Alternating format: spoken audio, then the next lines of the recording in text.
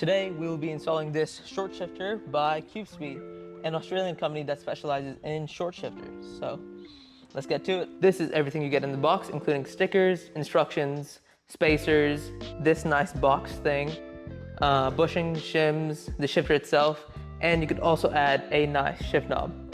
All you need is just basic tools to get this shifter assembled, like thread locker, a hammer, and multi-purpose grease.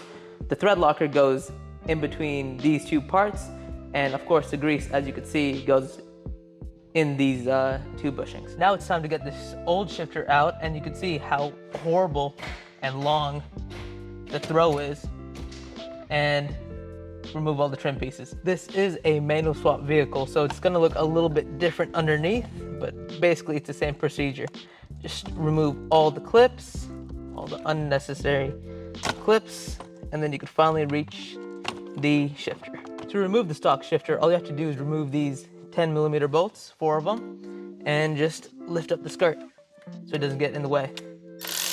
Once the bolts are out, all you have to do is just pull up and just clean that area before installing the new shifter. The first step in installing the shifter is to install the spacer given. It plops in right there. And the rubber thing that is given. The next step is to put this metal box on top, right here. It sits like that.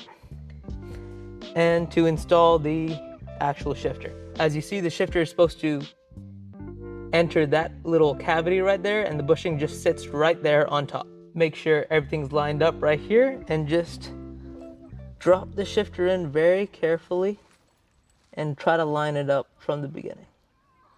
So it might take a little bit of wiggling, but eventually it should drop in. Once the short shifter is installed, all you have to do is put this plate on top and put the 4 screws in, tighten them up, and put the rest of the shifter on. After you install the shifter, check for any play up and down. If there's any play, you can install these shims provided by CubeSpeed just to minimize the play, but for me, there is no play. The next step is to install this locking nut right here and the actual shifter, which just screws right on. After you install the shift lever itself, you can just install everything back, like all the panels and the shift boot, and then add your shift knob.